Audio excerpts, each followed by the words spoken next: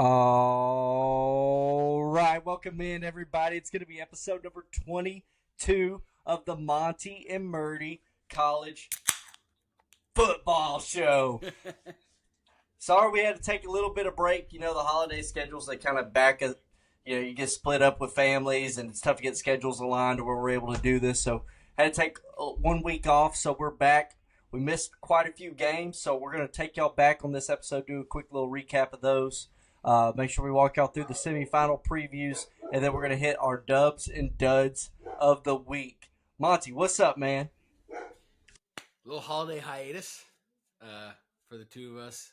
Like you said, it's been a little while for this show. A lot has happened in between episode 21 and episode 22. It's let's see, it is Friday, January 3rd at 7:41 Central Time, and we are back officially trying to get back on track with the regular scheduling, and excited to talk about the playoffs and what has gone on in the past couple weeks and moving forward in the semifinal and potentially the national championship. So excited to be back. Yeah, it's gonna be a couple good games that already occurred, and we had a couple good games in the semifinal preview. It seems almost weird that we are now in January and we're still talking about multiple games, whereas last year, like, we were talking about the national championship was just played. You're moving into the offseason. It's like, no, we still got a couple weeks to go in this. While obviously the teams that have already either played their bowl game or been eliminated from the playoff contention, they're already head their neck deep in freaking off season. Oklahoma Sooners are definitely way deep in the off season. So it's kind of hard. It's kind of hard to keep track. It's like part of me wants to think forward to 2025, and then part of me we're hanging around this 2024 season. We still got to finish this sucker out. I hope, hopefully the NCAA or somebody can get something figured out with the schedule and the calendar, because I think it is pretty chaotic for a lot of football fans, at least right now. Yeah, just between the wishy-washiness of the 12-team playoff, obviously, in its inaugural season, and then they're seeing everyone's seeing the issues with it being now and then the transfer portal being open and that chaos. Like Georgia last night had a wide receiver that was in the portal and then rescinded, and then he played last night. So it's like this whole thing. So hopefully, yeah, like you said, the NCAA can get something figured out, or they can put people in power that know what they're talking about. Yeah, I think that's going to be the hardest part, is finding somebody who knows what they're talking about. Let's go ahead and kick it off, man, with our college football recap. Our college football playoff recap, I should say. We'll kick it off with the first game that occurred, Indiana at Notre Dame. I will say I did predict this one wrong. I doubted the Fighting Irish, but in the end, Rourke, he couldn't make the plays he needed to. If you're watching the game, they attacked a lot of back shoulder throws, which they had tremendous success on throughout the year. But they weren't able to find that success here with Notre Dame. Notre Dame ended up winning 27-17. The final score looks a lot closer than what this game actually was, with Indiana scoring late. Obviously putting up 14 points, in the last few minutes there. Those stats also kind of helped the kind of day that it showed Curtis Rourke had for Indiana. But, man, what did you think watching it? Well, obviously, so I ended up, last time we talked, it had been a while, but I picked Notre Dame to win this one, and I pat on the back. There you go. I said, this is one of the ones that I noted. I said I'm taking Notre Dame spread, and I'm pretty sure I got that right. I don't remember what the spread was, to be honest with you. I think it was either 10.5 or it was one of the 14 games. I couldn't tell you if it was. Then maybe not, but yeah, those late scores by Indiana. That's why you don't listen to me if you do sports bet. But actually, it looks like it was -7. -7. Notre Dame was favored, okay, so you got it. So then I was right. So pat on the back there. You made some people some money.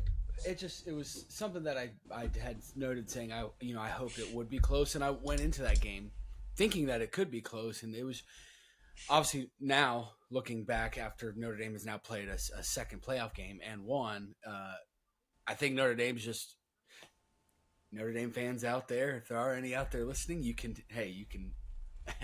I told you so up and down to me. You're totally right. I was wrong preseason. I did not believe in Notre Dame and Marcus Freeman, and obviously that seems to be quite the opposite of what's going on. So props to Notre Dame winning that one. I think Indiana was a good team and they can build off this season, but like it between the Ohio State game and Notre Dame game, right, it's just talent, mismatches and stuff like that. So it was a fun game to watch. I mean, you were kind of sitting there waiting for Indiana to do something, waiting for something to happen, but it was just like I think really when it was here it is. Yeah, it was that 98-yard touchdown run by Jeremiah Love. I think that was kind of like I know it was early, but that was kind of like the game. It was kind of just showing you like these guys are so much better, and that showed. And obviously like you said, the score was not indicative of the game itself. Yeah. And props to Notre Dame, props to Indiana making it. I do want to say that I still think Indiana does belong to be there. I mean, they were an 11-1 team. Their schedule, and I was one of the ones that said their schedule, and I still believe that their schedule was way less than a lot of those other teams, but they still deserve to be there. I think overall it showed. It just that, like I said, now we know that Notre Dame's just a really good football team this year since that Northern Illinois game. So I've liked, I can't say most, I've liked a good bit of some of these matchups. It's just some teams have kind of turned it on at the end of the season now, and it's very apparent. Well, I mean, I think a lot of it has to do with Indiana was obviously a team that was very transfer portal heavy built, especially in a coach's first year. And what you can get, I think what Indiana showed you is you can get good quality players coming out of the transfer portal, even coming to a smaller school like Indiana. But you're just not going to be able to build your quality depth there behind those players. And that's kind of where this gap showed up for me. I mean, I think overall Indiana, they did a nice job against Jeremiah Love. I mean, considering they gave up a 98-yard touchdown, the dude had 108 yards rushing on the day. So, I mean, it's like, Indiana would play good in spurts, but overall they just, whenever you got behind to Notre Dame early, coming back from that was going to be a really tough task, putting a lot of pressure on. Especially with that defense. Yeah, especially with that defense, that puts a lot of pressure on Rourke, and I just don't think that was just a little bit too much to ask. But I mean, Kurt Signetti, we'll see what he can do there. They just signed him to a contract extension, so I don't think it's down for Indiana, and it's definitely looking up for Notre Dame, which we'll talk about more here in a little bit. Let's move on to the next one. SMU, Penn State. This one we got right. We said, hey, James Franklin's favored. Go ahead, bet the house on him, right? And really, I mean, Penn State ended up winning 38-10. Really, this game was over in the first half with Penn State going into halftime 28-0. They pretty much just coasted, called the dogs off, and just coasted through the rest of the game. Kevin Jennings for SMU, he had 3 interceptions. It looked like every time SMU would be start getting drives going down the field, and then there'd just be a bang, big mistake. It was almost painful to watch, because it's like they're about to do something, and then right as soon as they do, man, they shoot themselves in the foot. So that was tough to see, but I can. I don't know. I was looking at how the SMU defense played. I don't think they played terribly in this game. Outside of the they were just always on the field. Yeah, that and I just don't think they match up very well on the line of scrimmage with Penn State. I think Penn State's bigger and can bully them around. That's why you saw Penn State run for 189 yards. But as far as what SMU's defense was playing like, I thought they played good enough to keep them in the game. Just their offense just kept shooting themselves in the foot, which I didn't see coming from kind of a Rhett Lashley coach team, because he is kind of one of those offensive gurus and probably one of the best play callers in college football right now. Yeah, and that's definitely. I wouldn't even say that was anything that he did wrong. It was watching the game. It was just a total self implosion from the play. At least from what I saw from the players. Kevin Jennings making couple mistakes, and then The fumble. The fumble. Like, it was just you can scheme up plays for your players to run, but you can't execute them for them. So It's the Jimmies and the Joes, not the X's and the O's. Right. And so between the Penn State defense and how good they've shown that they are, it was between that and then the SMU implosion. It ended up getting out of hand. I can't say that somebody else belonged there over SMU. I really don't like doing the whole hypothetical thing, but I just think that game was pretty tainted in the sense of how we've seen SMU play all year, and maybe the lights got too big. It was obviously home field advantage seemingly has shown that it is a major factor in these playoff games, given that every single home team won, and maybe that was a factor. So it's you don't want to always talk about hypotheticals. I know that was a big thing after that first round was all the hypothetical this and that and who belonged, who didn't belong. But I think that Penn State played a really good game and SMU played a really bad game, especially on defense. Penn State played a really good game because Drew Aller, I mean, he didn't do anything crazy. He didn't have any touchdowns. He didn't have any interceptions, so he didn't turn the ball over. It was just a really, really well played game at home for the defense. And as we saw, Kevin Jennings and the offense couldn't execute the plays that were being schemed up, seemingly. And so, in turn, SMU's defense was on the field the whole time. And you're going to give up points against one of the top 5 teams of the country if your defense is on the field the entire game, hypothetically. Hypothetically speaking, I guess. But yeah. Well, I mean, especially whenever you don't match up on the D-line against Penn State's O-line. It's like... Metaphorically speaking, that's what I was looking for. Not okay. I was just going to give it to you, but you know what? You fought for it, so good on you. Yeah, it's like you said, that's kind of tough. I mean, and like you mentioned, I mean, a lot of people, they want to drum up a bunch of stuff about who deserved to be in and who didn't. I think we're just going to have to kind of accept, especially when you expand the playoff. I understand, people having question marks whenever it's a 4 team, like, oh, how this team didn't deserve to be in there, because they get blown out or whatever.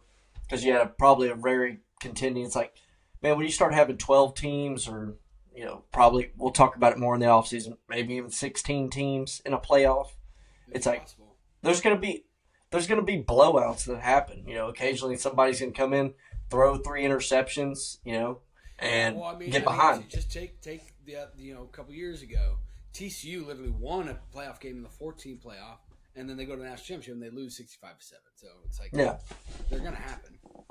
Yeah, it's just kind of. I mean, it's just kind of a part of it. You just got to kind of accept the goods with the bads of it. I think one of the goods, which we'll talk on here a little bit later, is when you look at what teams are in. Last year we had a 4-team playoff, right? Well, this year, the 4.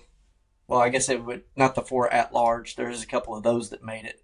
If it was just the ranking, but like the 4 seeding. The 4s with the buys, none of them even made it in the playoff, which they'll probably discuss that a little more. That's a little more off-season talk for y'all. Let's go ahead and move on to the next one. We got Clemson at Texas. Texas ended up winning 38-24. This game was pretty much summed up by a big second quarter by Texas. I kind of went through my pregame notes, the stuff I told y'all about on the episode before. I told y'all that I didn't believe Clemson could match the physicality of Texas here. And I just went down. Check. I said Texas will force Cade Klubnik to beat them with the athletes they have on defense, slowing down Clemson's rushing attack. Check. I said, give me Texas to force a turnover here and win by 10. Well, 38-24. Check. And Cade Klubnik threw an interception here. I said I think Texas O-line will overpower Clemson, not allowing Ewers' red zone struggles to flare up. Check. If you look at what they did in the red zone, they were able to run the ball really efficiently against Clemson. So Quinn Ewers, he wasn't asked to go out there and play hero ball in the red zone, which we'll talk on a little bit later. But I think that's probably going to be one of the struggle points that they have in this week against Ohio State.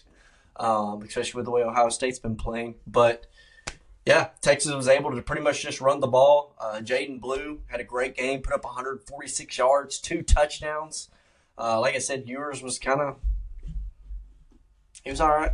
17-24. accurate with the football, 70, but 1 touchdown, 1 interception, 200 yards. I mean, Pretty good, he's all right. pretty good game managing game, I'd say. I mean, Yeah. especially but you don't have to do a lot, right, in a game like that for Quinn Ewers because the whole team ran for 292 and you had 200-yard rushers, right? So it's like, Mhm. People give Quinn Ewers some flack, and yes, he struggled in certain areas against certain teams, specifically Georgia this year, which they don't. Now we know they don't have to worry about.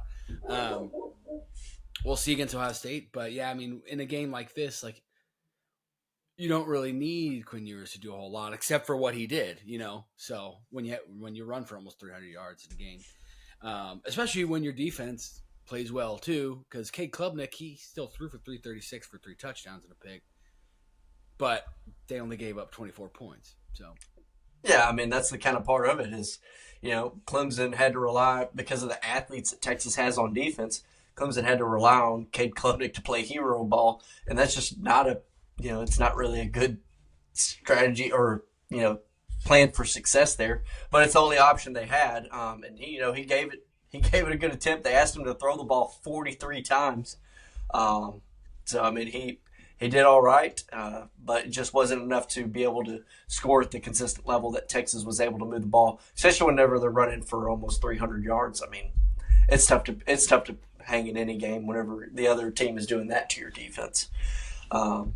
Overall, I mean, I don't really have much more on that. Did you have anything else you wanted to touch on? It was a good win by Texas. I think something we didn't touch on. I think all these home playoff game environments were awesome. I think that which you knew they were going to be. I mean, where they were being played, right? DKR in Austin, the Notre Dame Irish Stadium, whatever, Notre Dame Stadium. That's one of the iconic touchdown Jesus, right? You got Beaver Stadium, Happy Valley. Happy Valley. I mean, and that was freaking sold out. It was a noon game, and then the next one, which we'll unfortunately have to talk about, Ohio Stadium, the shoe. So yeah, these were very marquee places that you would want. I mean, perfect places to start the inaugural year of the 12. Yeah. So let's go ahead and move on to the next one. I know you're probably going to have a lot to say about it. I really don't. I have a couple things, but the Volunteers went to Columbus, Ohio. We got beat 42-17. Another game I predicted wrong. I was hoping for some upsets out of this first round. Obviously, I did not get any. The favorites won every single one of them. Monty, I'm going to go ahead and let you dive in, and I'll see if I have any other thoughts. Yeah, I mean, I think you kind of more or less, you could say, convinced me the last time we talked to pick Tennessee, but I had mentioned my confidence level was 1 out of 10. I really didn't believe my pick. Going into the game, kind of as it started, I was like, let's, maybe they can win this one, and then just from play 0, it was like, I mean, I remember it started when that first drive and they freaking broke Nico's helmet. Mm-hmm. And it was just like, that was just how the game was going to be played. And it was just pure domination. But go ahead. Well, I just wanted to say one thing, add into that. If you would have told me going into this game that Dylan Sampson wasn't healthy, which, I don't think was a really well-known thing about his hamstring injury that he apparently been dealing with. Yeah. Obviously, probably going to look at college football playoff putting out injury reports like the SEC does every week. SEC games, it's the only league that really does it. When the SEC teams play, they put out an injury report, whatever, who's injured. Granted, does that lead to Lane Kiffin putting out, every player on the roster on there? Yeah. But, if you'd have told me that going into this game, hey, Dylan Sampson's not going to be available, I absolutely would win Ohio State because I think he was kind of the driving force behind what made this Tennessee offense work this year. This year definitely he was, and I just think with how we've seen, and I was going to get to this, but how we've seen Ohio State's defense, how well they played in the past 2 games now, Tennessee and Oregon. I mean, he could have been as healthy as he, has ever been, and I just don't think that they would have. I mean, the pure just domination up front by Ohio State's D line, both in the run game, run game and the pass rush. It was all 4 quarters. I mean, there was a little bit of life towards the end of the second quarter there, kind of going into the second half or going into halftime. It was 21-10 at halftime. It looked like, okay, Tennessee gets the ball first coming out of the half. Like, we just go down and score. Then we're down 4. Then it's a lot different game. Out of the half, 3 and out. I mean, it was like, or maybe we didn't go 3 and out. We got like 1 first down. I honestly don't remember at this point, but it was just, because it doesn't even matter. It was just pure domination by Ohio State's defense all game, and then Will Howard throwing for 300 for the only the second time all season. Yeah. And the only other time being against Oregon earlier in the season, and he plays lights out. You can't.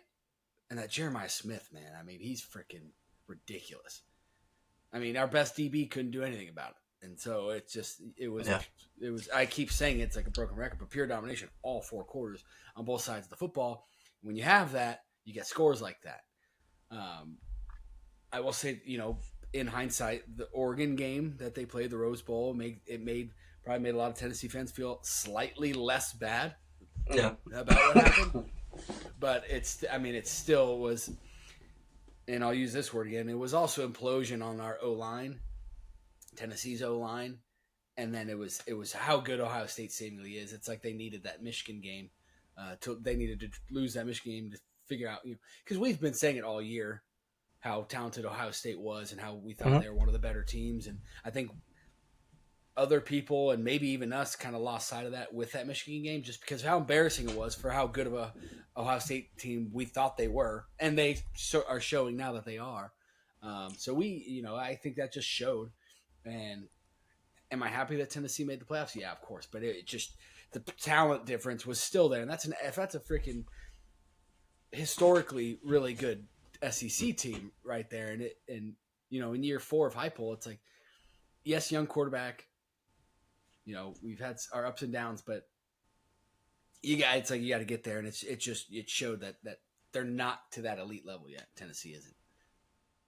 Yeah. I mean, I did. It is kind of funny. I didn't know. I think I had texted you about it. I was like, man, I didn't know that Heupel was a fan of the show, because he watched it. It's the first game that they tried to run Nico, and he had 20 rushing attempts, 47 yards. I was like, man, I didn't know he was listening to me. But hey, Hype, if you're out there, buddy, he was running for his life. So Hype, if you're out there, buddy, just tune into the off season. I will have more tips for you.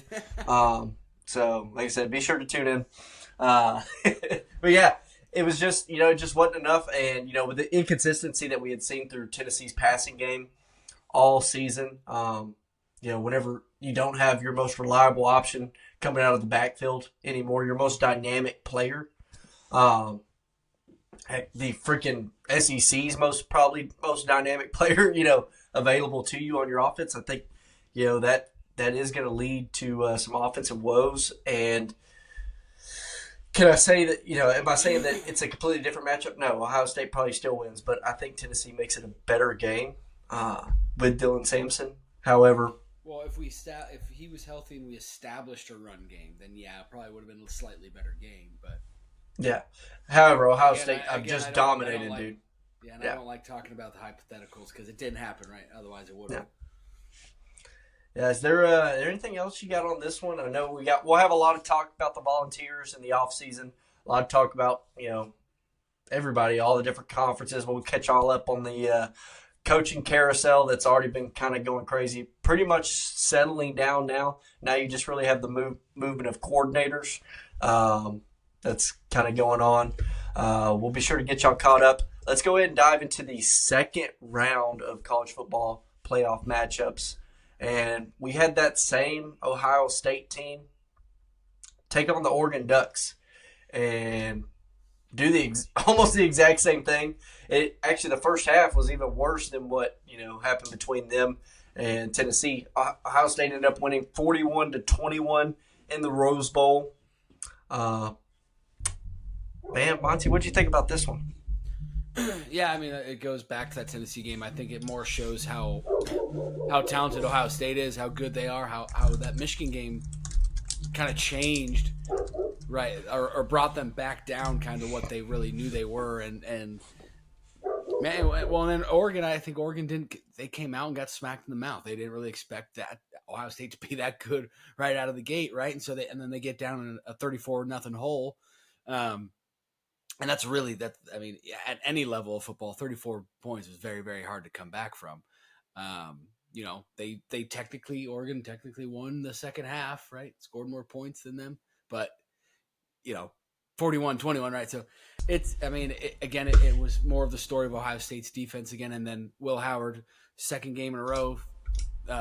This is what I really wanted to know was it's second game in a row thrown for or having 300 yards, and he had only done that one other time in the regular season, and then he did it two games in a row in the playoffs. So when it matters, right? He's risen to the occasion and shows to be the guy, and maybe even a national championship caliber quarterback. And that defense has already proven themselves. So we already know that they're there. But you get Will Howard for Will Howard having 300 yards and Jeremiah Smith having like 7 receptions for 180 yards and 2 touchdowns. Those are winning stats. So yeah. Well, I mean, not to mention, I think the one, when you're going through looking at the stats of this game, the one that stands out to me the most, that probably gets overlooked is Oregon had negative 23 rushing yards. Now, granted, that does subtract the sack yardage and all that stuff. That deducts from it. However, I mean, the fact that he got sacked. But he got sacked seven times. Yeah, exactly. It's like so it's like whenever your defense is playing that dominating, and I come out of this one, I'm saying, man, if Ohio State doesn't win it all, 8 sacks. If Ohio State doesn't win the rest of these games, I mean, I would have to say they're probably going to be favored in all of them, at least if it's the Ohio State we've seen the past 2 weeks against Tennessee and against Oregon. I mean, they'd have to be. You can't really argue for a more complete-looking team that's left out of the the Final Four teams. I know it's not called the Final Four, but right now, I mean, yeah, absolutely. Yeah. I'd be terrified of Ohio State if I was Texas right now.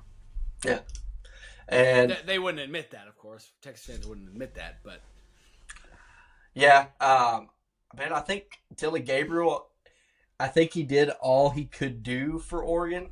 However, it's just whenever. I just don't think he had many options. I think he still played a pretty good game considering the amount of pressure he was under. It seemed like every time he took the snap, he'd turn up and there's pressure in his face. He's having to make hero pull. So I think it was a phenomenal last game for Dylan Gabriel. I think he's played it. He's had a great college football career. I don't know where he ended up. Look at it on the all-time list, like as far as passing yardage and all that stuff. I'd be interested to kind of see. I don't know where he ended up on that list, but I was just going to note because of despite getting sacked 8 times in the freaking game, he threw for 299 and 2 touchdowns. So and he had negative 43 yards rushing, obviously because of those sacks. So like if you think about how flustered you could be as a quarterback getting sacked 8 times, and he just wasn't. So that shows the veteran leadership of who he is. Despite the beat down essentially, and then all just staying on the ground the whole time. It's like, you got to give it to him, man. Yeah, so just so I would be able to update everybody. So Dylan Gabriel ended up finishing his career about 500 yards short of Case Keenum for the all-time college football passing yard stat. He ended up with 18,722 in his 6 years of college football. Is that good? I'd say it's at least all right. But yeah, man, this Ohio State team, I mean, you can't really – we'll talk about their matchup coming up against Texas. But, yeah, just a dominating performance by them against Oregon. Again, we can go ahead and roll on to Penn State versus Boise State. Penn State was a 12.5-point favorite. I would have told you going into it, hey, if James Franklin's favored, that is Mr. Consistency right there. Bet the house. And what did he do? He delivered. Penn State ended up winning 34-14.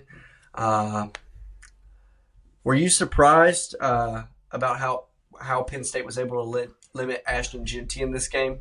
Granted, he's still – I understand it. Everybody's like, oh, it was a bad game for Ashton Jeanty. He had the fumble. he still put up over 100 yards rushing. So I'm not going to sit here and say like he was just awful, right? Right. I think this game kind of more turns to Maddox Madsen.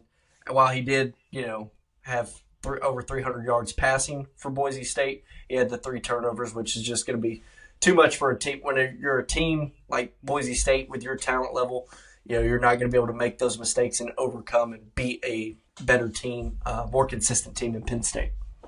Yeah, it's you asked me, was I surprised with the limiting?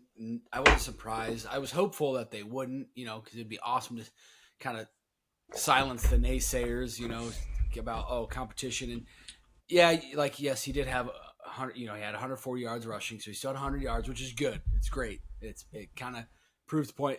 It's taken with a grain of salt a little bit because of the 30 carries. He averaged 3.5 yards a carry and no touchdown. So, but it goes back to what I was talking about Penn State's defense. They have a really good defense. It's been primarily the story of their whole year. It's so Boise State didn't play a bad game, and Penn State is considered one of the top 4 teams now in the whole country, and might be playing for a national championship come January 20th. So.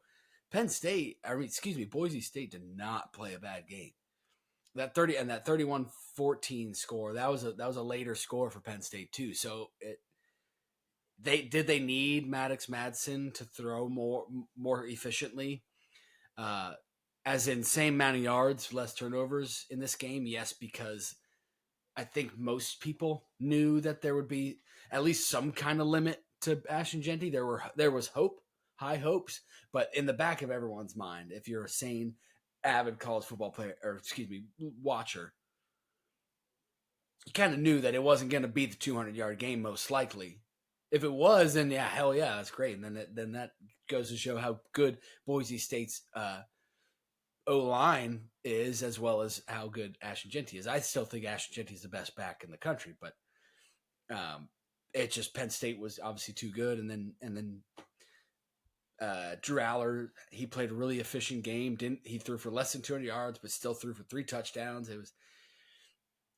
I knew that they were going to try to pick apart Boise State's defensive backfield because that's kind of the weakness of their team, and that's if you can expose as a power Big Ten team, if you can expose a group of 5 weaknesses, a group of 5 teams' weaknesses, it's probably going to be a pretty good day for you, and it ended up being. Yeah, no, they definitely were able to take advantage of some of the definitely the talent advantage they had that was pretty evident over Boise State. But I did hear somebody say whenever they were recapping this game, they had mentioned they're like, man, Ashton Jeanty, he's whenever you watch him, it's like you could hand the ball to him and it's like you watch him go 5 yards and you're like, wow, like did you see that 5-yard run? You know what I mean? Like he just has that different. He's going to be a fantastic NFL player. There was that one run he had that was like a 9-yard run. And he broke like 6 tackles. Yeah. So I mean, it's like whenever you have the obviously the disadvantage that Boise State had on the offensive line against Penn State, he's going to be limited on his ability to be able to run the ball. And I think Penn State leaned into that. They said, hey, Maddox Madsen, we want you to be the one that has to beat us. And ultimately, Boise State wasn't able to do that. You got anything else on that one, or you want to go ahead and move on to Texas versus Arizona State? We can move on. I just want to note the story of that game is you see the stats. I'm looking at the stats now. The rushing stats. It's Ashton Jeanty with 30 carries, 104 yards. The next rusher is 1 carry, 8 yards, and then it's 2 carries, -1, 7 carries, -3. So, I mean, the talent is definitely there, and he fought for every one of those yards. So that's all I have. I would love to see his. I haven't looked at it. I would love to look up his yards after contact. See if in that game. Yeah, in that game specifically. Yeah. I don't know if I can find that. Next one we had the Peach Bowl and Texas taking on Arizona State, the Big 12 champs. Texas ended up winning it in overtime, 39-31. Really, I mean, probably the closest game we've had in the playoff so far, and it was a really good game. Arizona State gave Texas everything they wanted and then some. Texas was able to escape here with a win. That's what I would like. That's what I would say. I'd say Texas escaped with a win. Yes. Cam Scatterboo, man, what a phenomenal game by him. Sam Levitt wasn't able to prove he was the better quarterback than Quinn Ewers, as he had proclaimed that he was going to show in the pregame talk. It's just that it's probably never good to make proclamations like that whenever you're playing in a big game like this. However, he'll probably learn from it. But man, Cam Scatterboo, he was everything Arizona State needed him to be when they needed him to be it. Arizona State put up 510 yards against Texas in this game. Obviously, when you're looking at it, there's a couple of controversial things that I've seen come out of this game. Obviously, there's a late fourth quarter drive by Arizona State. Sam Levitt throws over to the middle of the field, pretty much the right hash, and receiver's going to catch the ball as he is. Texas defender hits him, kind of face mask-ish, crown of the helmet-ish in the head. Obviously, they did a review for targeting, ended up not calling the targeting foul. Obviously, everybody was kind of upset about that one. And then there's also been the controversy regarding the bless you. The field goal that Arizona State kicked. Texas blocked, but it bounced and went in. I'd seen something about that. Not really sure. I don't think your field goal should count, even if it bounces through the uprights after it hits the ground. And the rules, the rules state it's not doesn't count. But I will say, I'm not going to speak on it whether I agree with it or not. I was shocked that they didn't call the targeting a targeting. Yeah. I think that because they didn't call it a targeting initially, it wasn't a targeting. I think had they called it initially, it would have been targeting. That's all I'm going to say about it. I was surprised that they didn't call it in the first place, but neither here nor there now. I mean, right? It's hypothetical. Right. And, I mean, I don't know. I think whenever you're watching this game and, you see Texas, they go and they take a, 17-3 lead into halftime. And you're like, okay, well, they're probably in control of this one. I mean, just the ability of Arizona State to be able to rally back, take it into overtime. Obviously, feeling like going into overtime whenever you've outplayed them the second half, you feel like you have that momentum. Actually, they went into 2 overtimes. So, yeah, man, it was not too much you can say besides Texas escaped. Arizona State gave them everything they want, and we'll see what Texas has to bring for Ohio State, who's playing probably the best football out of anybody in the country right now. Yeah, they better bring it. That's for sure, because that could be a long game, just like the last 2 opponents Ohio State played. Yeah. Is there anything else you had watching that one? I mean, like I said, I don't really have much. It was a really great game, best game of the playoffs so far. That's all I was gonna say. It was just that it was definitely the best game of the playoffs thus far by a landslide. Cam Scatterboo's a freak, and by the way, it is Scatterboo, so I was wrong the whole time. So it is Scatterboo. Okay, we're going with Scatterboo. Yeah, but it was awesome watching Scatterboo and that Levitt, despite what he said prior and whatever. It was fun watching those two play kind of in that second half and into overtime. It made it a really good game. I ended up standing up watching the latter almost half of that game. It was very entertaining. So yeah, no, it was a freaking awesome game. Overall, man, I think it was cool. I do want to mention one thing on it. Even though Texas won the game, they still gave Scatterboo the MVP award. They brought it to him. Yeah, they brought it to him in the kind of in the post game press conference. Brought it in and presented him with it because I guess it had already been voted on. And normally it's always somebody on the winning team, but I mean, I don't think there was any question about who the most valuable player. I mean, he was almost single-handedly kept Arizona State in that game. Yeah. So I mean, he was their leading rusher with 143 yards, 30 carries, 143 yards, 2 touchdowns on the ground. He was their leading receiver with 8 receptions, 99 yards, no touchdowns, and then he threw for a touchdown. Yeah, 42-yard touchdown pass. It's like what more can you do to prove that you belong there, that you at least deserve that MVP? I mean, what more can you do? And got sick mid game, threw up on the sideline. Oh, did he? Yeah, he was like he came off the side, or he came off the field on the sideline. I must have missed that. And they heard him say, like, basically he needed fluids, and he was tired, and then he ended up throwing up profusely, is what That's the awesome. quote was. And then so that's why he was out for a little bit. Yeah. And then they brought him back in, and you could see he was visibly tired, but never gave up. Yeah, that dude's a freak athlete. Props to him. Yeah, is this his final year of college ball? Do we know? I could tell you here in a sec. He's a senior. He didn't have any JUCO years. That Diego Pavia rule doesn't apply. I mean, I doubt that he's going to stay, though. Yeah, probably not. I don't know if he does, but I doubt he's going to stay. I mean, he's got 1,700 yards, 21 touchdowns. Like, probably, he's arguably one of the best backs in the country. I wouldn't say the best, because I still think Ashton Genty all around is better.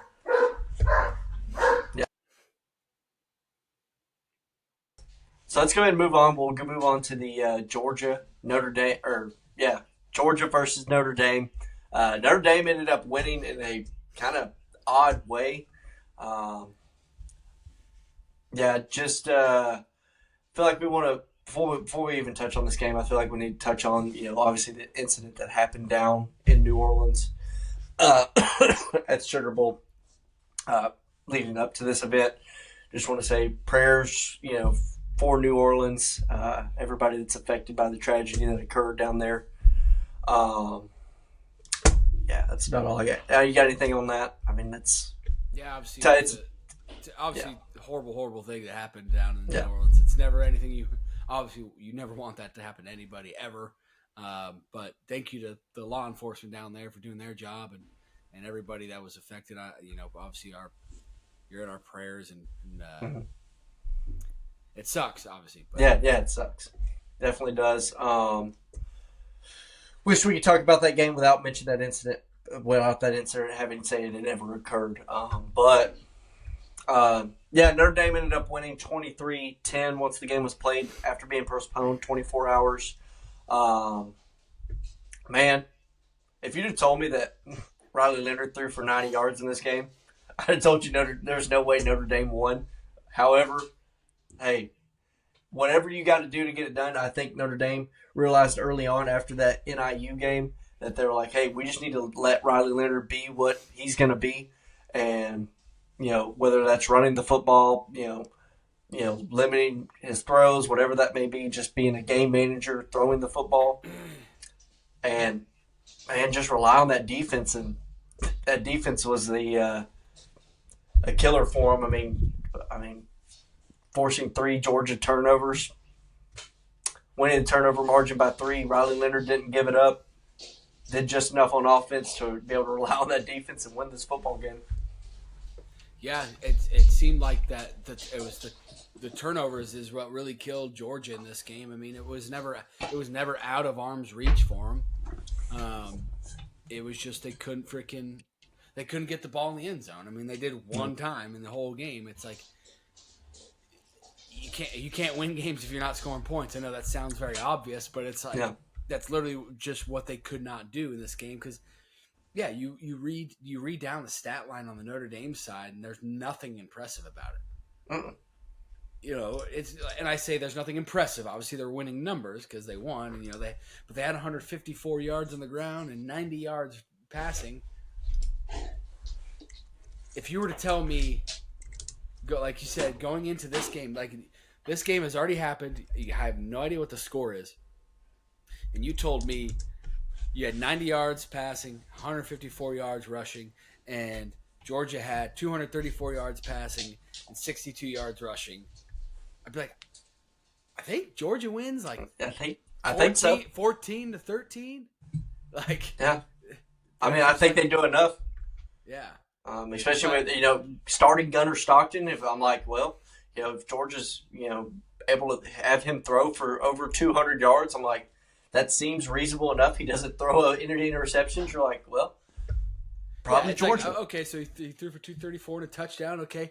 And then, they had 62 yards on the ground, so, they probably ran the ball in the red zone and scored another touchdown. So 14 points. And then Riley Leonard only had 90 yards in the air, but he did have 80 on the ground. Okay, so he probably ran for one, and maybe they got a field goal. So, I'd be like, Georgia won 14-10. It was a defensive battle. But no, 23-10 Notre Dame. And so they did enough, like you said. Yeah, and I think the biggest stat that obviously jumps out, when you play good defense, really what you're talking about is you play good third down defense. When you get a team to be able to be able to get the ball back to your offense. That's what Notre Dame was able to do, especially at a high clip. Georgia was 2 for 12 on third downs, converting at only a 16% rate, which I think kind of speaks to the inexperience they had at quarterback with Gunnar Stockton. Overall, his stats, like we talked about just a second ago, they don't look bad to you, but what the experience that Carson Beck would be able to provide you is being able to convert those third downs, those third and longs, and be able to keep your offense on the field. And that's what Georgia ended up missing in this one, and falling. So, with that being said, we have went through all our games and we have caught y'all up. So now we're going to dive into the semifinal preview. They're calling it a semifinal. I know, I agree with everybody. Final Four sounds cooler. We can say Final Four on this show. It's a safe space. Does the basketball side of the NCAA, do they have like any kind of trademark with that? Is that why they're not calling this the Final Four? I think they do. You could be like the football Final Four, the Final Four football. Yeah, you can do something with it. I don't mind semifinal. I just didn't know if the basketball side had like any trademark. They probably. I imagine they've probably done something with the Final Four. You see all the shirts and stuff they make. They do, all their little Sweet 16s and Elite Eights and Final Fours and everything they do there. They kind of make a big deal out of it. So the first game on the slate we're going to go over is Texas versus Ohio State. Ohio State is a 6-point favorite in this matchup. It will be played Friday, January 10th. So it'll be a week from today. Yeah, a week from when we're recording this. Man, what are your thoughts on this one? Well, so I made a note that, this one's intriguing to me because of how close that ASU Texas game ended up being, right? And then Ohio State turned around and doing exactly what they did, if not more so, to Oregon. It's like, obviously Texas knows what's at stake, and they know what Ohio State has done. It's no secret to anybody. It's definitely no secret to Sarkisian, right? So it's intriguing to me, but I just think based on what we've seen in the playoff and as of late, Ohio State's kind of the best team in the country right now. Obviously, knocking off the former best team in the country. So I'm going with Ohio State. I think most people probably will, based on what we've seen. I think that's kind of a no-brainer. Spread or not, can't tell you because I don't know which Quinn Ewers is going to show up, nor do I know which Texas defense is going to show up. So I don't know spread-wise, but I'm going to take Ohio State. I think Will Howard's on a hot streak. I think that defense as a whole is on a hot streak, seemingly so.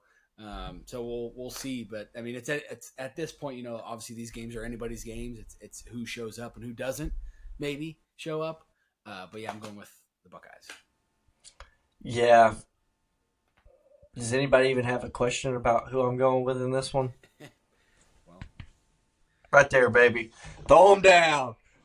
Going with Ohio State here. And this one for me, it really relies on some of the stuff I've pointed out about Texas all year.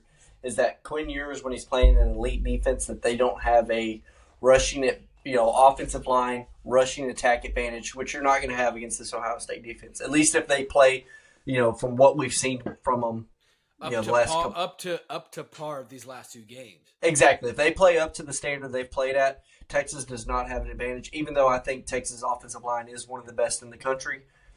With that being said, when the field shrinkens, I don't think Quinn Ewers is going to be good enough to be able to score Texas enough points to keep Ohio State in this one. I think Will Howard figured out something. He's playing, obviously it's by far his best college season that he's ever played.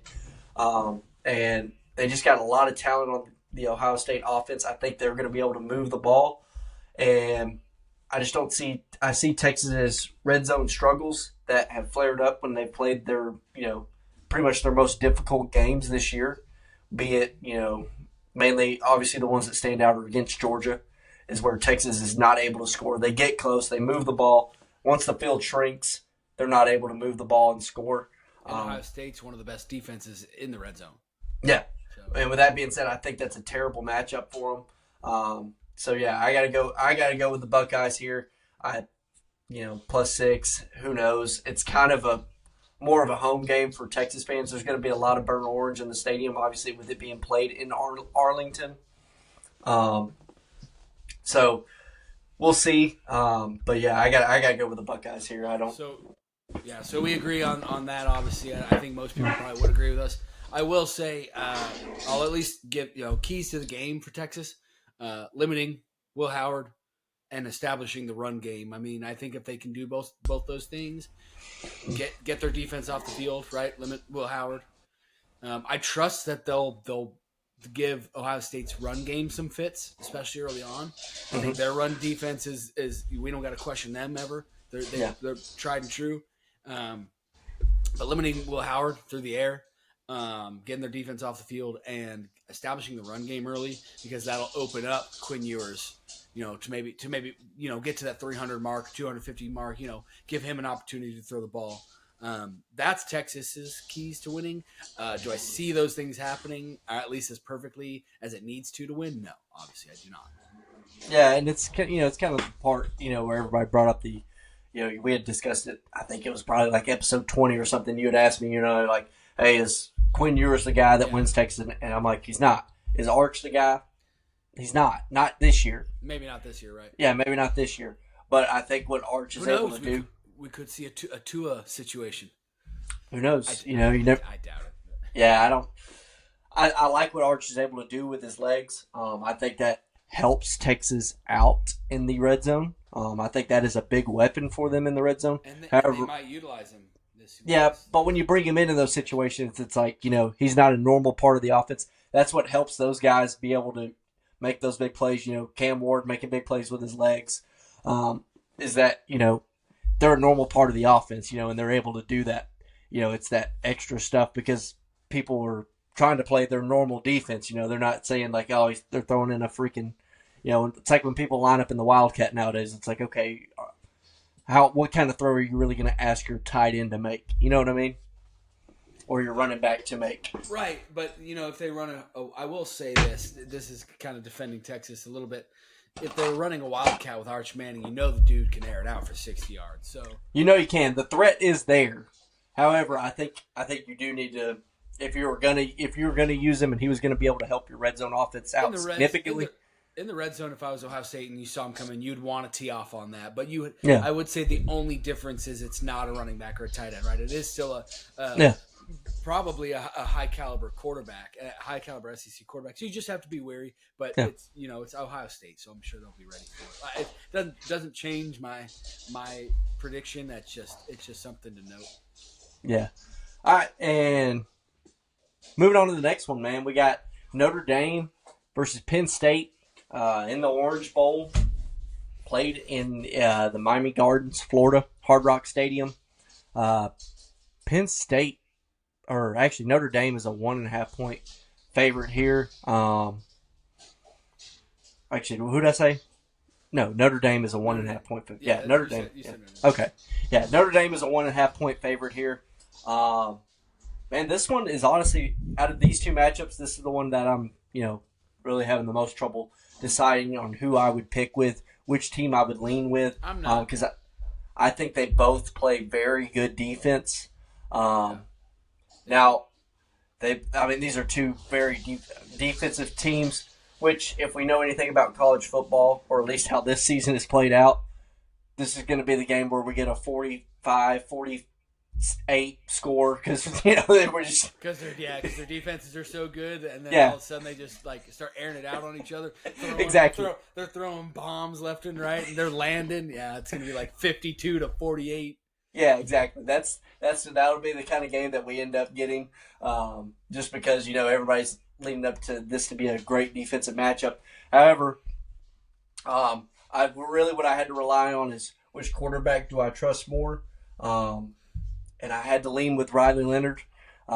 With Notre Dame, I think they're going to be able to more efficiently move the ball, just because of what they've accepted as their offense. They're like, hey, he's going to run, he's going to do a little bit in the passing game. We're not going to ask too much of him, and we're going to rely on our defense. And I think Notre Dame, or at least I think Riley Leonard, he's not going to make a mistake to lose Notre Dame this football game.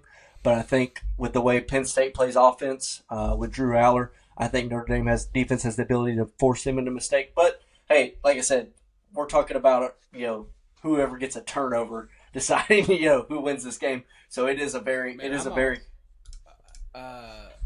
This game's in Florida, right?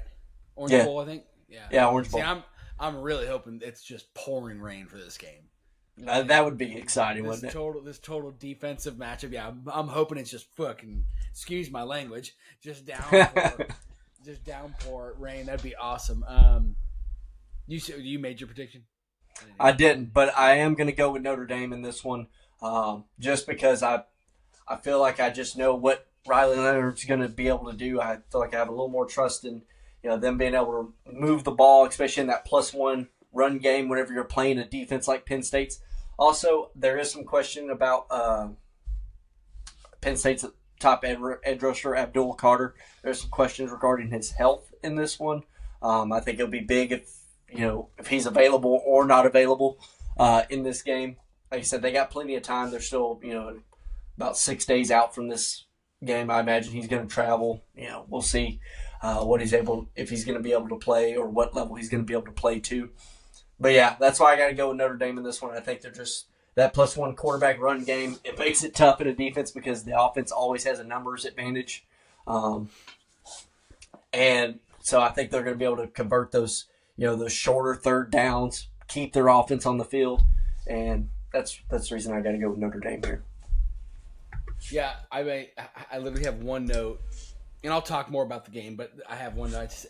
ND favored, so James Franklin will lose. That's my one note about this game. That's all you need to know. That's all you need to know. I tried to go the whole time without talking about it, but yeah. But obviously, I do agree with you. I think Notre Dame's going to win this game as well, but it's obviously not just because of that. That's more of like a juju thing, right? I just think so. We've throughout this episode we've talked about Penn State's defense and Notre Dame's defense and how impressive they've been, kind of all season, right? Even Penn State's defense against Ohio State, they just couldn't get it done on offense. I think that will be the difference. I think Notre Dame's defense is slightly better than Penn State's defense. And then with that, I think Notre Dame's offense, at least efficiency-wise, is better than Penn State's offense. Can Drew Aller do it? Can they win this game? Yes, they can. That's what makes this game so intriguing. And it's the college football playoff, the Final Four. But I just think the difference will be that Notre Dame's defense they have a more likelihood of getting to Drew Aller in the backfield while he's passing because they pass more.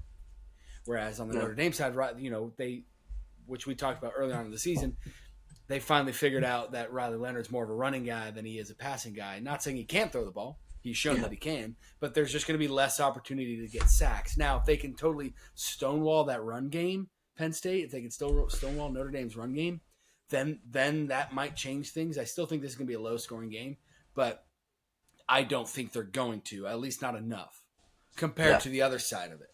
And that's going to be the difference, I think, in my opinion, and that's why I'm taking Notre Dame. And because James Franklin's not favored. Yeah, James Franklin is obviously an underdog, so to count him out. He's going to go ahead and check it into the Bahamas. That's our semifinal preview. Both going with Ohio State over Texas. Both going with Notre Dame over Penn State. So it looks like both of our national championship predictions are Ohio State, Notre Dame. The Yankees up there. playing for a national championship. Yeah. I don't know. Do we know? Has it been announced? Where's the national championship being played at this year? It's in. Oh, jeez, man. It's in the South, I think. Is it? Which is ironic, right? Yeah. Yeah, kind of ironic considering we got two North teams, cold weather guys. Yeah, I knew. I couldn't remember. But yeah, it's in Atlanta. Atlanta. Yeah. I think it would. I mean, it would. Well, I think we can all agree this would be awesome if it was played in Alaska. Oh yeah, I mean yeah, but like just some snowed-in stadium, either way, we'll talk about that more if that ends up coming true. Norway. Yeah. Let's move on to our dubs and duds of the week. That's how we always finish out this show, man. We're gonna always do it. But we can start off kicking somebody in the nuts, and Monty, we always let you do it first. So who do you have as your dud of the week? So both sides of a dub and dud, I went with the SEC coach and their team. Okay. And it's because it's kind of a theme. It's been been a very popular conversation, especially with the playoff leading into the playoff, as well as that first round of the playoffs, especially. So it was kind of a theme going with it. But my dud of the week is Alabama and Kalen DeBoer, right? And it was more so. I guess Bama fans and then Kalen DeBoer because after watching the Tennessee game, rightfully so, after watching the SMU game, arguably, and after watching that first round of the playoffs, there was a lot of Alabama fans, Ole Miss fans, South Carolina Indiana fans. Right. There's a lot of Alabama, South Carolina, Ole Miss fans saying, "Well, see our team. Well, see, we should have been in. See," and then. Two of those three teams turn around and lose in their bowl game. Yep. Now, you might be asking, well, why didn't you put South Carolina in the same sentence with Bama for your dud? The reason is it's because Kalen DeBoer, Shane Beamer just built off it last season, right? He made his teams better than last season. Kalen DeBoer, first year, we get it. I know. I'm not saying fire the guy. But first season removed from the Saban dynasty, you still got a lot of his guys on that roster, and you brought guys over from your Washington team, and you lose 4 games, and you don't have a bowl win, and you didn't make the playoffs. And that's year one at Alabama. They have a very, very short – they have little patience, very short leash down there when it comes to head coaching. After what they've had and they've been spoiled with for so long. So that's the reason why he's my dud and not also South Carolina. Like I said, it was primarily because of that. Well, we should be there, and then four-loss Alabama team. When's the last time you heard that? It's been a while. Yeah, no, and that, yeah, it is difficult. I mean, considering they will go and lose to granted, I guess maybe we're overlooking the kind of team that Michigan is. I mean, they've finished the year with 2 impressive wins, one over Ohio State, one over Alabama. And, maybe they figured it out in those last 2 weeks. Yeah, they cracked the code. I mean, they drug pretty much both of them into the mud and just grinded out wins on them. So who knows? We'll see what Michigan is next year. But yeah, definitely a frustrating year one for Alabama and Kalen DeBoer, which kind of leads right into my dud of the week. And I just had to go with the SEC in general based on how they performed in the bowls. Granted, it's like we mentioned going into bowl season, bowls are kind of hit or miss because teams aren't going to have some of their starting quarterbacks. Teams aren't going to, you're not getting full teams because of where the transfer portal window is. So you're getting depleted teams.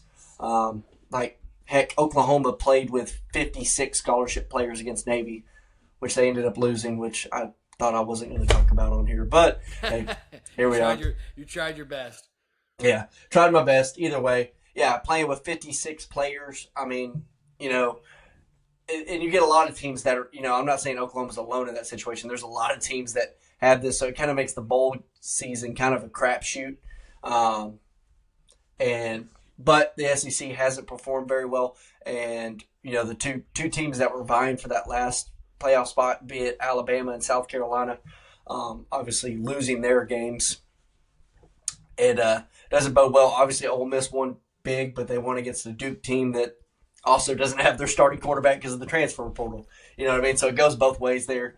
Uh, but obviously the SEC, they always make this argument that they're the top conference, and they are. I'm not sitting here saying that they're not. Right? They are the best and deepest conference. However, with Georgia seemingly taking a little bit of a step back this year, Alabama taking a little bit step back this year, it's going to take redevelopment of that top end of it. So we'll see how those schools are able to turn it around. I mean, there's disappointing years across the board, including up in Norman, Oklahoma. So either way, that's enough about my depression. Let's move on to our dub of the week. Who did you have as your dub of the week? We like to finish it on feel good stories. So yeah, so like I said, staying with kind of the theme of what I was talking about with those teams kind of sitting on the bubble and saying this and that. My dub was actually Lane Kiffin and Ole Miss, the Ole Miss Rebels. It's and I had made the comment to you off air. Same thing what you just said. Yes, Duke didn't have Malik Murphy, so you take it with a little bit of a grain of salt. But either way, Lane Kiffin had his guys ready. Basically his whole team. His most of his starters, if not all, out and ready to play this Duke team. And they beat them 52-20, so Lane Kiffin knew that he wanted to prove that point that they belonged, right? Whether they did or they didn't, that's besides the point. People can argue that. But he proved that they had an argument. 10 win, back-to-back 10-win season, ending the season with the same record as Tennessee, right? Because Tennessee was 10-2, lost, so 10-3. They were 9-3 once, so 10-3. So he did what he was wanting to do, and he proved, at least to him, he proved his point. And you gotta give him credit for that, and you gotta give him credit for convincing his guys that this game did matter. Yeah, his very, very talented starting quarterback played. His very talented defensive line all played. Like, he had all his. I think they were maybe missing one receiver. But other than that, they played, and they played well. So you got to give it to him. He got his guys ready, and they showed out, and they proved his point at least. Yeah, and that kind of there was questions at least all last offseason about what kind of culture Ole Miss would have, especially with how transfer portal heavy that team was. And I think that just kind of goes to show some of the at least it is a good presentation of the culture that they do have there in Ole Miss that he was able to build and foster within that team, even though regardless of where they came from, transfer portal, high school recruiting, whatever, he was still able to build that and have all those guys still buy in, even though some people, not me, but some people looked at him as like mercenaries, hitman for hire coming in, to try to win Ole Miss a national championship. Obviously, falling short of that this year, but still able to get that buy-in out of those players to go in there and beat a Duke team without a starting quarterback. But it says a lot the way they were able to beat them. I agree with that.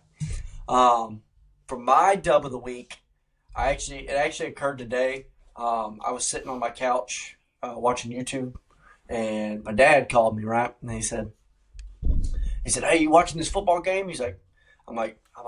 I was like, I didn't even think about one being on. And so he's like, yeah, turn it on. So it's the First Responder Bowl. You at University of North Texas playing Texas State. I actually had to go for my dub of the week. I had to go with UNT's quarterback, Drew Mestamaker. I didn't want to get that wrong. So they kind of outlined the story of him on the game. He hasn't started a game. This bowl game was his first start as a quarterback since his freshman year in high school, which is kind of cool. He walked on to insane. Yeah, walked on to UNT. Played as obviously their backup this year. He's a freshman, and man had a great. UNT ended up losing the game close. I think they lost 28-30. He scored. He had a great late run, kind of like in the fourth quarter to close out the game. But let me look at his final stats. Yeah, he ended up 26 for 41, 393 yards, 2 touchdowns, 2 interceptions. But considering a guy hasn't started a game since his freshman, or since he was a high school freshman. What grade is he in now? He's a college freshman. Okay, so I mean, it's been 4 or 5 years. Yeah, 4 or 5 years. And it's like the fact that you never played, never even played high level high school football, Right. but you're able to come in and play against another D1 opponent that way. Probably got UNT fans pretty excited. So yeah, I had to go with him. That was kind of a really awesome story, and I think that was definitely cool. And the way he played, I mean, the dude can sling the freaking ball, dude. Y'all go check out the highlights at least for that game. You'll see him. The dude made tons of plays out there. Granted, he had the 2 interceptions, whatever. I mean, if you haven't started a game in 4 or 5 years, I'm going to give you those. You know what I mean? So yeah, had to go with him. And even though they ended up losing the game. Phenomenal game. So yeah, had to go with him as my dub of the week. Before we get, you got anything? No, I was just gonna say that he gave him an opportunity to win. That's all. Yeah, gave him an opportunity to win. Scored late. I mean, dude, it was like a 40 or it was like 50 or 55 yard run down the right sideline with like under 2 minutes to go, like in the game. Dual threat guy. That's what I'm talking about. So before we get out of here, man, we want to remind y'all we are a part of the Sport Coin Network. Sport Coin is a new sports network, helps fans find sports content while helping content creators grow. If you're tired of listening to the same old voices on the big networks, I know ESPN is catching a lot of flack right now. Man, break away from them and find new sports content just like this podcast here. Monty, you always got a saying for us. So what do we need to do with Sport Coin? Go get you some Sport Coin. So with that being said, man, thank y'all for tuning in. Like we said at the beginning of the show, sorry we had to take a little 2-week break. However, we do still plan on bringing y'all content, bringing y'all shows. We'll have a lot of good stuff to talk about in the off season. Obviously, we've been having to kind of hold the reins back a little bit for as far as what off-season talk we want to get into, because we don't want to make this a freaking 2-hour podcast or 3-hour podcast. Got the dogs barking for that Sport Coin. So, Monty, with the dogs barking, I'm going to go ahead and let you do the outro of the show. Oh, man. I don't have... Is it on your notes? Here, I'll do it. I'll do it. We'll just try to go over them. You got it. So, yeah, thank y'all for tuning in. Be sure to subscribe to the show. Subscribe to the YouTube channel. Follow us on any of the social media platforms, Twitter or X, Instagram, TikTok. Follow the show on YouTube. Set up notifications for it. Subscribe at the end of the show. Click on our profile. If there's anything y'all want us to put into the show or anything y'all want us to discuss, reach out to us. We'll be sure to get it uploaded. And until next time, we'll catch y'all. Peace.